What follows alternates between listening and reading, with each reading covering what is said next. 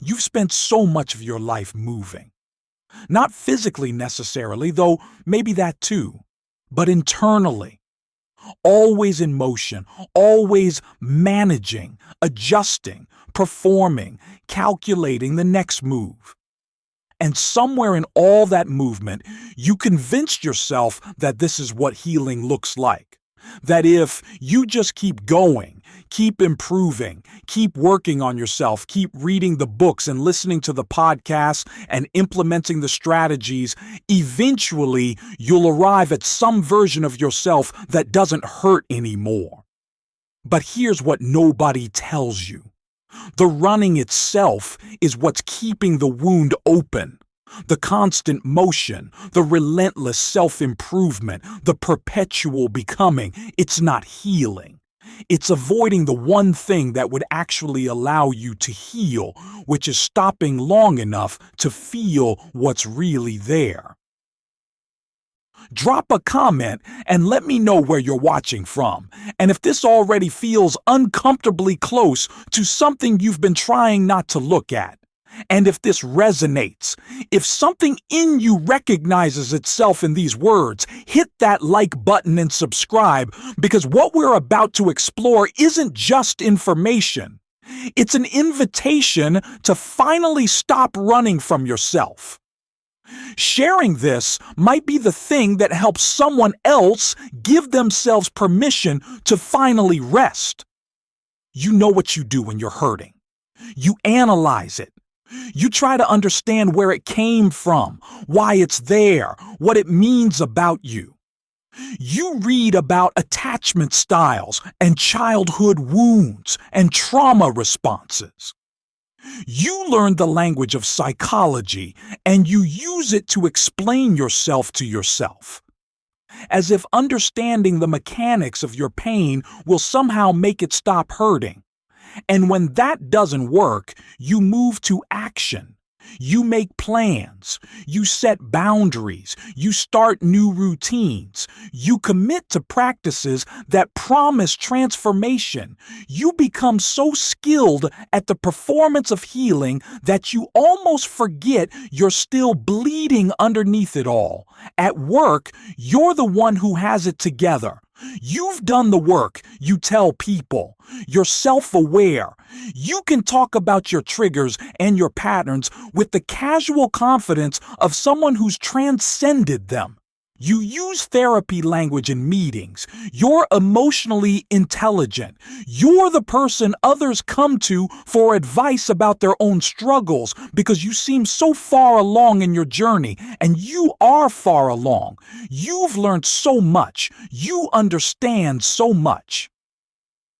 You can see the patterns in yourself and others with remarkable clarity, but understanding isn't the same as healing, and clarity isn't the same as peace. At home, alone, you feel it. The thing you've been running from. It sits in your chest like a stone. It wakes you at 3 a.m. It's there when you're in the shower, when you're driving, when you're trying to fall asleep. This feeling that something is fundamentally wrong with you. Not wrong in a way you can fix with another workshop or another book or another breakthrough. Wrong in a way that feels permanent, unfixable. And so you run faster. You add more tools to your toolkit. You discover new frameworks. You find new teachers. You stay in motion because motion feels like progress and stillness feels like giving up. With friends, you've perfected the art of being vulnerable without actually being vulnerable. You share your struggles, but only the ones you've already resolved.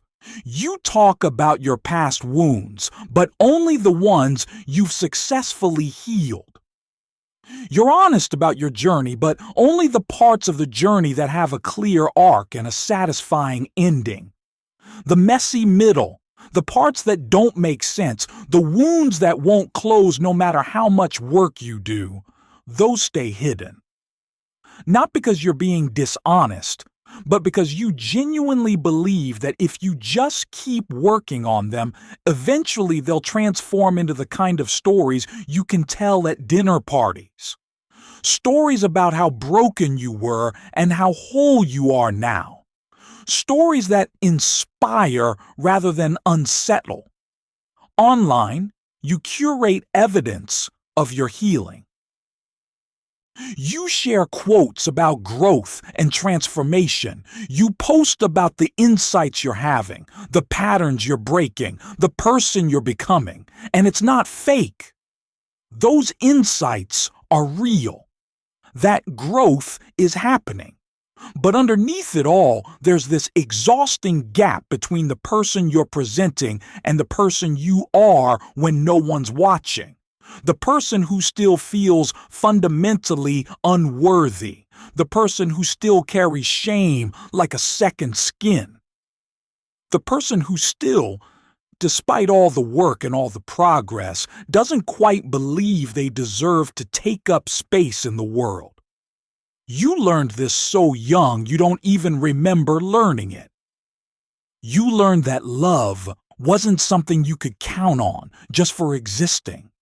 It was something you had to earn, something you had to deserve, and the way you earned it was by being good.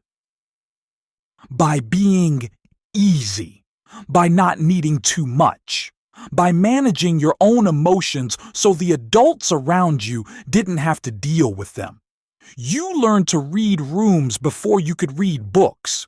You learned to adjust yourself, to modulate, to become whatever version of yourself would keep you safe and connected and loved.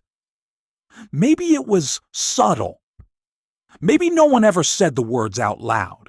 Maybe your parents loved you and did their best and would be horrified to know you learned this lesson. But you learned it anyway. You learned it in the moments when your big feelings were too much, when your sadness made them uncomfortable, when your anger made them scared, when your needs felt like burdens. You learned that certain parts of you were acceptable and certain parts weren't. And so you began the work of editing yourself.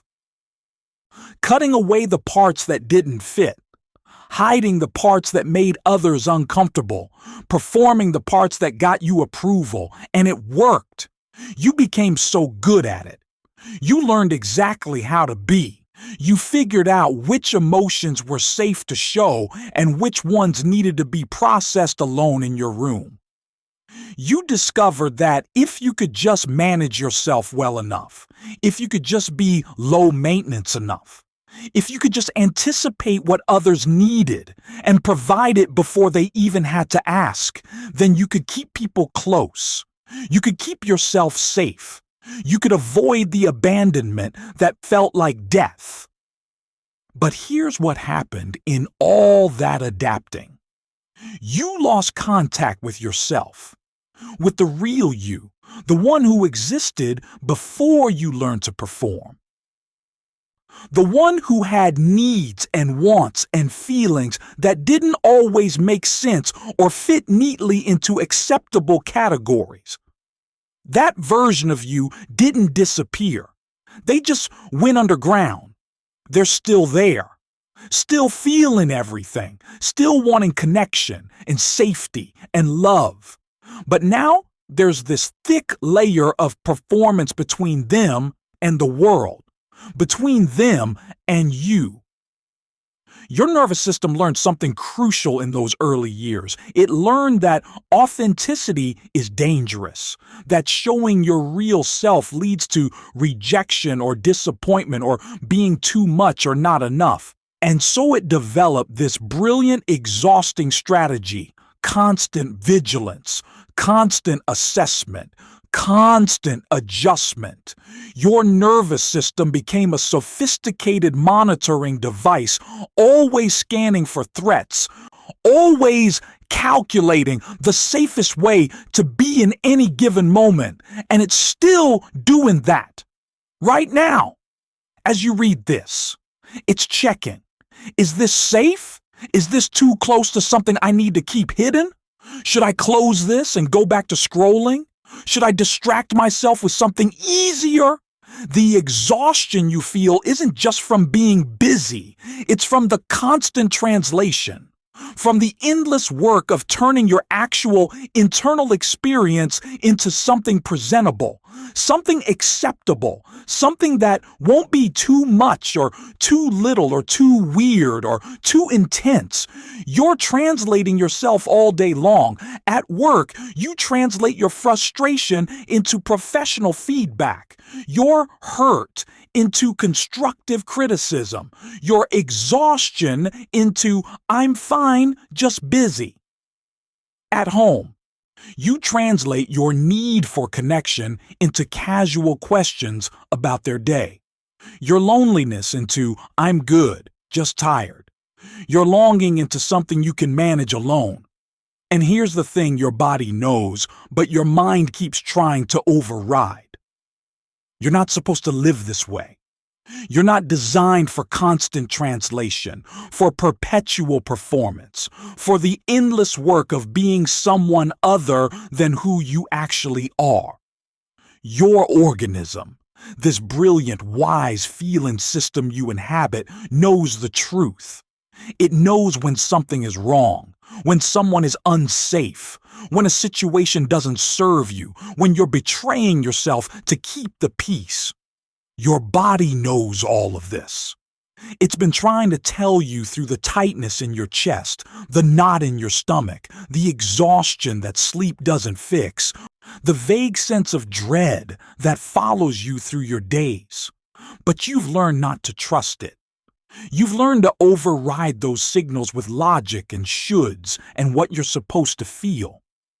Your body says this person doesn't feel safe. And your mind says, but they haven't done anything wrong. You're being too sensitive. Your body says, I need rest. And your mind says, but you haven't earned it yet. You haven't done enough. Your body says, I'm lonely. And your mind says, you have friends. You have a partner. You should be grateful. This constant override, this perpetual dismissal of your own internal knowing, this is the running. This is how you stay in motion, by never quite trusting yourself enough to stop and listen. You've gotten so good at this that you don't even notice you're doing it anymore. The self-betrayal has become automatic, reflexive. You don't even feel the moment when you choose the performance over the truth.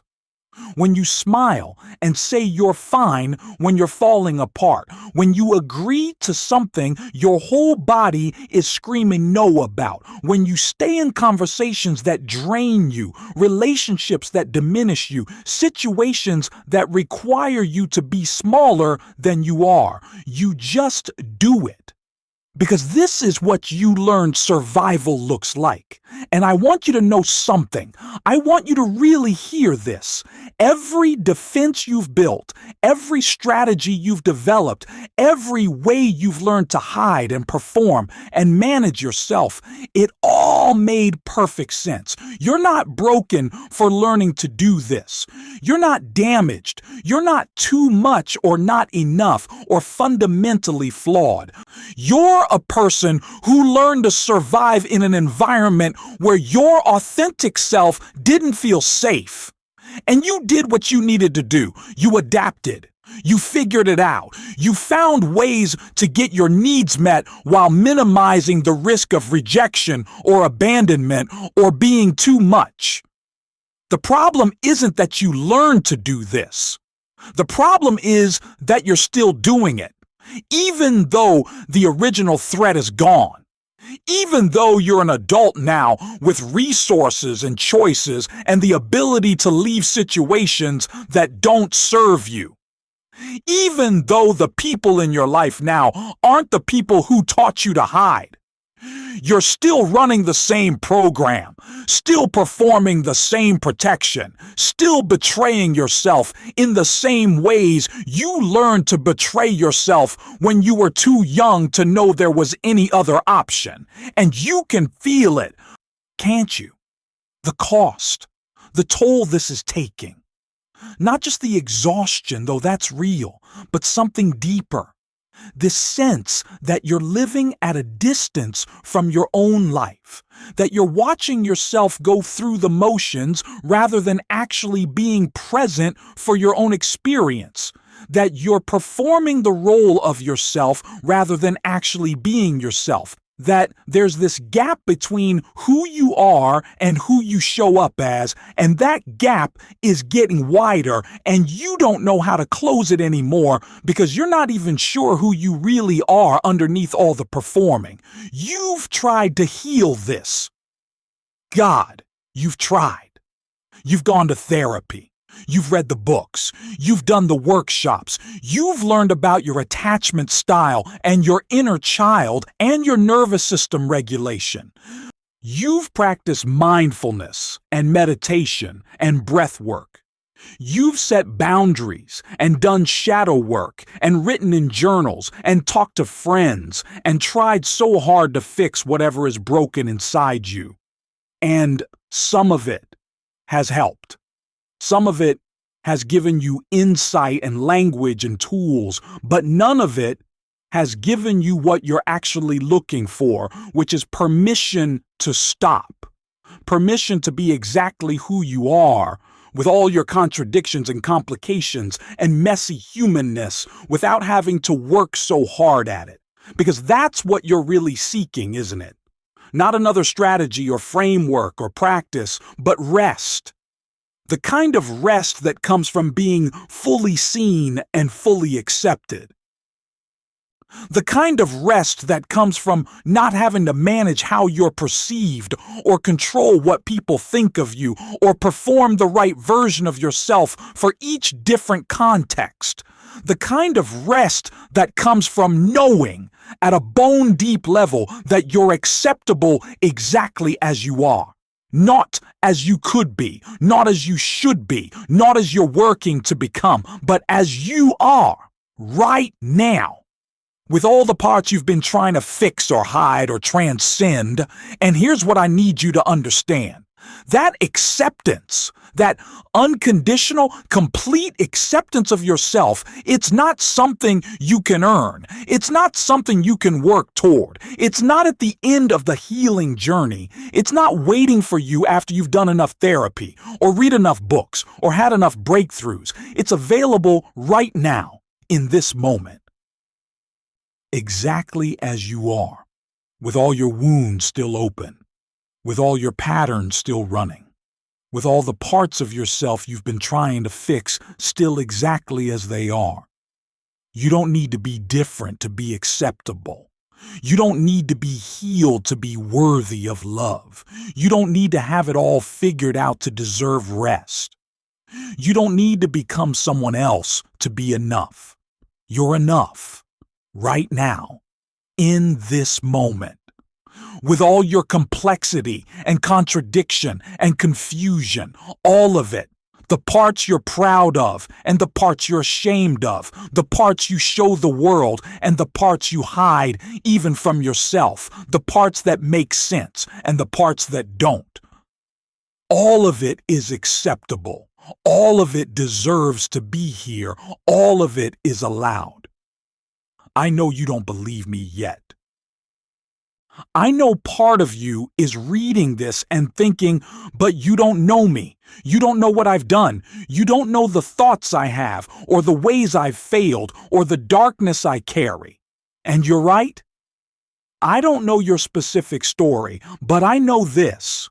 Whatever you're carrying, whatever you think makes you unacceptable, whatever shame you're holding, it's part of being human. It's not evidence that you're broken. It's evidence that you're alive, that you've lived, that you've struggled and survived and done your best with what you had. There's a woman I know named Sarah. She's 43. She's been in therapy for 15 years. She's read every book on healing and trauma and self-development. She can talk about her childhood wounds with the precision of a surgeon. She knows exactly where her patterns come from, why she does what she does, what triggers her, and why. She's done EMDR and somatic therapy and parts work and plant medicine ceremonies. She's invested tens of thousands of dollars and countless hours in healing. And she's made progress. Real progress.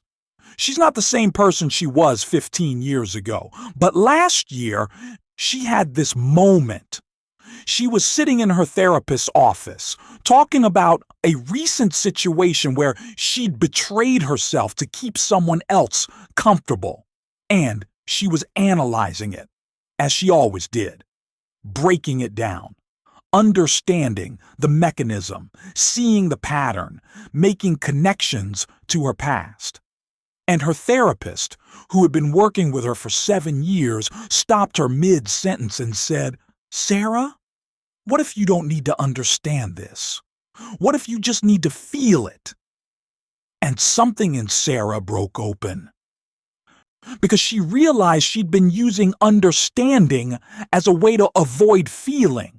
She'd been using insight as a form of control. She'd been staying in her head, analyzing and explaining and making sense of everything, because actually feeling it, actually allowing herself to experience the full weight of her pain without trying to fix it or understand it or transform it into growth. That felt too dangerous, too overwhelming, too much.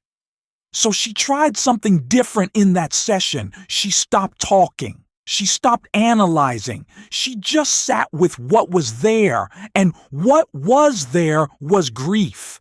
Deep, old grief. Grief for all the time she'd abandoned herself. Grief for all the years she'd spent trying to earn love instead of just receiving it. Grief for the little girl she'd been who learned so young that her real self wasn't acceptable. And she let herself feel it, not to process it or heal it or move through it, but just to feel it, to let it be there, to stop running from it. And here's what happened. Nothing dramatic, no breakthrough, no sudden healing. She just cried for the whole session, and then she went home. And the next day, she woke up and something was different.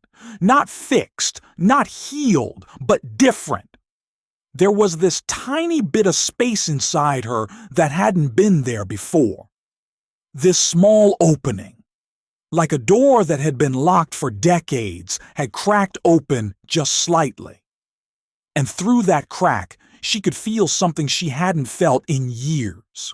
Herself. Not the version of herself she'd been trying to become, not the healed, whole, transformed version, but her actual self. The one who was still hurt and confused and didn't have it all figured out. And for the first time in her adult life, she didn't need that self to be different. She didn't need to fix her or improve her or help her grow. She just let her be there. Sarah didn't suddenly become healed after that session. She still has her patterns. She still betrays herself sometimes. She still struggles with the same things she's always struggled with. But something fundamental shifted. She stopped running. She stopped trying to outpace her pain through constant self-improvement. She stopped treating her healing like a project with a deadline. She just started being with herself, all of herself, the parts that were healing and the parts that were still wounded, the parts that were growing and the parts that were stuck, the parts that made sense and the parts that didn't.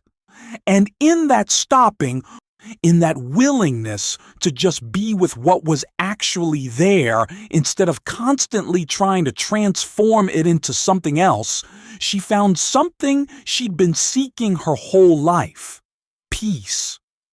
Not the peace that comes from having everything figured out. Not the peace that comes from being healed or whole or enlightened, but the peace that comes from finally stopping the war with yourself, from laying down the weapons, from calling a truce with your own humanity.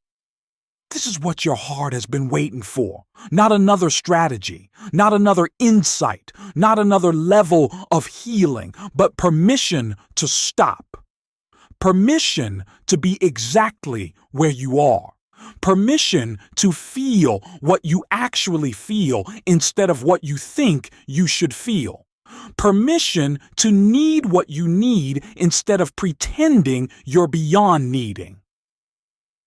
Permission to hurt where you hurt instead of constantly trying to transcend the hurt. Permission to be human. Fully, messily, complicatedly human. Your relationships are probably struggling because of this running, not because you're not trying hard enough or not doing enough work on yourself, but because you can't actually connect with others when you're not connected with yourself. When you're constantly performing, constantly managing, constantly translating your real experience into something more acceptable, you're not available for genuine intimacy. You're offering a curated version of yourself and wondering why you still feel lonely, even when you're with people who love you. And the people in your life can feel it. They might not be able to name it. They might not consciously know what's happening.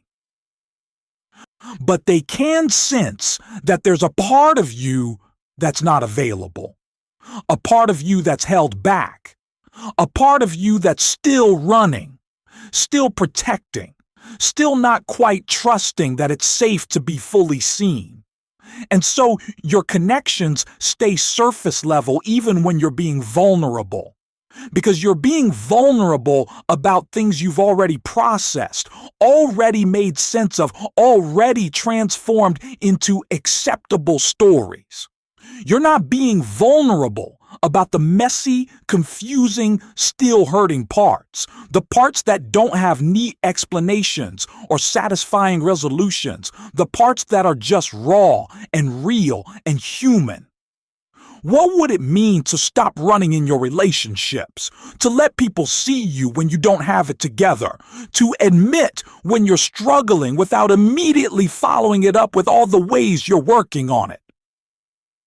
To need something from someone without apologizing for the need or making it easier for them to give it to you? To be angry or sad or confused without managing their response to your anger or sadness or confusion? Or it's to trust that you can be fully yourself, messy, complicated, still figuring it out yourself, and not be abandoned? It would mean risking rejection. Real rejection. Not the rejection of your performance, but the rejection of your actual self. And that's terrifying. That's why you keep running. Because as long as you're performing, as long as you're showing up as the curated, managed, acceptable version of yourself, you can tell yourself that if people leave, it's not really you they're leaving. It's just the performance. The real you is still safe, still hidden, still protected from the pain of being truly seen and truly rejected. But here's what you're missing in all that protection. You're also protected from being truly seen and truly accepted. You're protected from the kind of connection that actually heals, the kind of connection that happens when you show up as you actually are and someone meets you there, not with advice or solutions or strategies for how you can improve, but with presence, with acceptance, with the kind of love that doesn't need you to be different than you are. That's what you're actually hungry for. That's what all the self-improvement and healing and growth has really been about. Not becoming a better version of yourself, but finding your way back to a version of yourself that feels acceptable enough to be loved. But you've been going about it backwards. You've been trying to become acceptable first and then receive love. But love doesn't work that way. Acceptance doesn't work that way. You don't become acceptable and then get accepted. You get accepted exactly as you are. And that acceptance is what allows you to stop running, to stop performing, to stop trying so hard to be someone worthy of love and just be yourself. And I know you're thinking, but how do I find that acceptance if I can't accept myself? And here's the truth. You start by stopping. By no longer treating yourself like a project that needs completion. By no longer approaching your own healing like a problem that needs solving. By no longer looking at yourself with the constant question of, how can I be better? And instead just asking, what's actually here right now? What's actually here right now? Not what should be here, not what you wish was here, not what you're working toward being here, but what's actually here. Maybe it's pain, maybe it's confusion, maybe it's exhaustion, maybe it's loneliness, maybe it's anger, maybe it's shame. Whatever it is, can you just let it be here? Can you stop trying to transform it or transcend it or understand it or fix it? Can you just acknowledge that this is what's true for you right now? Can you give yourself permission to be exactly where you are, even if where you are isn't where you think you should be? This is the practice. Not meditation or journaling or boundary setting or any of the other tools you've accumulated, but this, stopping long enough to feel what's actually true. Letting yourself be exactly where you are without immediately trying to be somewhere else. Meeting yourself with the same acceptance you've been seeking from others. Not because you've earned it through enough healing work, but because you're a human being having a human experience, and that alone makes you worthy of acceptance. There's a man named David who spent 20 years running from his depression. He tried everything. Medication, therapy, meditation, exercise, diet changes, career changes, relationship changes. He became an expert in mental health. He could talk about neuroplasticity and cognitive behavioral therapy and mindfulness with impressive fluency. He optimized his life for mental wellness. He had routines and practices and strategies. And still, the depression would come, sometimes for days, sometimes for weeks, sometimes for months. And every time it came, he would fight it. He would implement his tools. He would try to think his way out of it. He would push himself to do the things he knew helped. He would treat his depression like an enemy that needed to be defeated.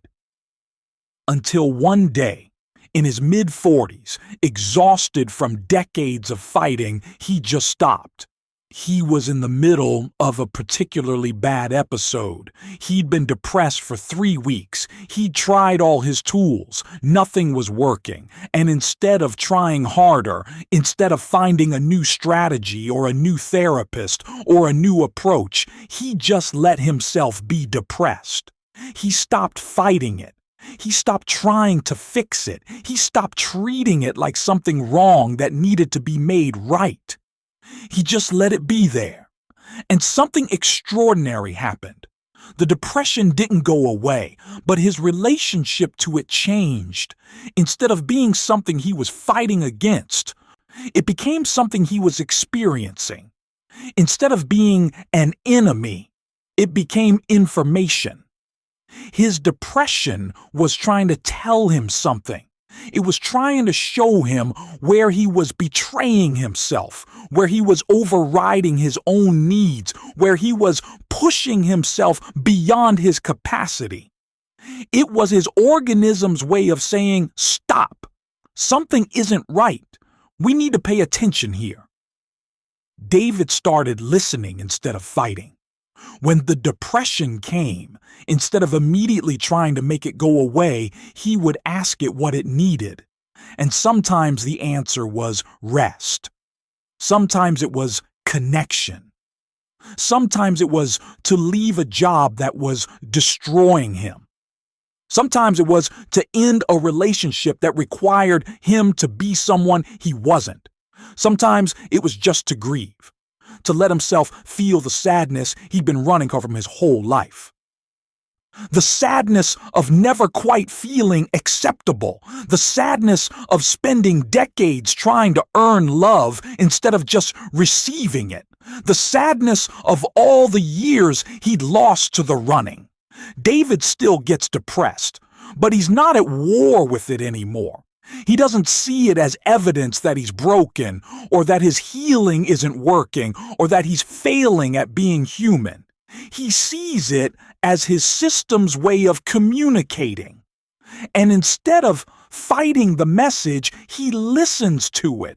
And in that listening, in that willingness to stop running and just be with what's actually there, he found something he'd been seeking his whole life. Peace with himself. Not peace because he's healed. Not peace because he's figured it out, but peace because he's finally stopped fighting with his own humanity. This is what becomes available when you stop running. Not perfection, not the absence of pain, not some enlightened state where you've transcended all your wounds and patterns, but peace with what is, acceptance of what's actually true.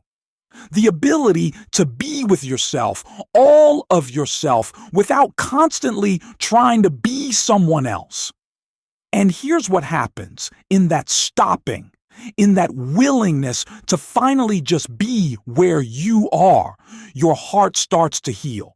Not because you're doing the right practices or implementing the right strategies or working hard enough on your healing, but because healing happens in presence, not in striving. Healing happens when you stop running from the wound long enough to actually be with it, to feel it, to let it be there without immediately trying to make it go away. Your heart has been waiting for you to stop. It's been waiting for you to stop trying to fix it and just be with it. It's been waiting for you to stop treating your pain like a problem and start treating it like information. It's been waiting for you to stop performing healing and start actually healing, which looks less like transformation and more like acceptance, less like becoming someone new and more like coming home to who you've always been underneath all the performing. What if you stopped right now? What if you just let yourself be exactly where you are? What if you gave yourself permission to be hurt, to be confused, to be still figuring it out, to not have it all together, to be struggling, to be human? What if you stopped treating yourself like a project that needs completion and started treating yourself like a person who deserves acceptance exactly as they are? What if the healing you've been seeking isn't on the other side of more work, more growth, more transformation? What if it's right here, available in this moment, in the simple act of stopping, of laying down the weapons, of calling a truce with yourself, of finally letting yourself rest? Your heart knows how to heal. It's been trying to heal your whole life, but it can't heal while you're running. It can't heal while you're constantly in motion, constantly improving, constantly becoming. It needs you to stop, to be still, to be present, to be with what's actually there instead of constantly trying to get somewhere else. And I know stopping feels dangerous. I know it feels like giving up. I know it feels like if you stop running, if you stop trying so hard, if you stop working on yourself, then everything will fall apart. But here's the truth. You're already falling apart. The running is what's keeping you fragmented. The constant motion is what's keeping you disconnected from yourself. The perpetual becoming is what's preventing you from ever just being. What if you trusted yourself enough to stop? What if you trusted that you don't need to be fixed or improved or transformed to be worthy of love? What if you trusted that you're acceptable exactly as you are right now, in this moment, with all your wounds still open and all your patterns still running and all your confusion still confusing? What if the person you've been trying so hard to become is actually less authentic than the person you already are? What if all this work you've been doing, all this healing and growing and transforming, has actually been moving you further away from yourself rather than closer? What if the real work isn't becoming someone new, but remembering who you were before you learned to perform? You were born acceptable. You were born worthy. You were born enough. And then you learned you weren't. You learned you needed to earn your place, to deserve your existence, to work for the love that should have been freely given. And you've been working ever since, running ever since, trying ever since. But you can stop now. You can stop trying to earn what was always yours. You can stop running from what's always been chasing you, yourself. Your heart heals when you stop running, because healing isn't about moving forward. It's about coming home, coming back to yourself. Coming back to the truth of who you are underneath all the performing and protecting and perfecting. Coming back to the simple, profound fact that you exist, and your existence alone makes you worthy of acceptance, of love, of rest. So stop. Right now, just for a moment, stop trying to be better. Stop working on yourself. Stop analyzing and understanding and implementing. Just be here. Be with what's actually true. Be with the hurt and the confusion and the exhaustion. Be with the parts of yourself you've been trying to fix. Be with the loneliness and the longing and the fear. Just be with it. Not to change it.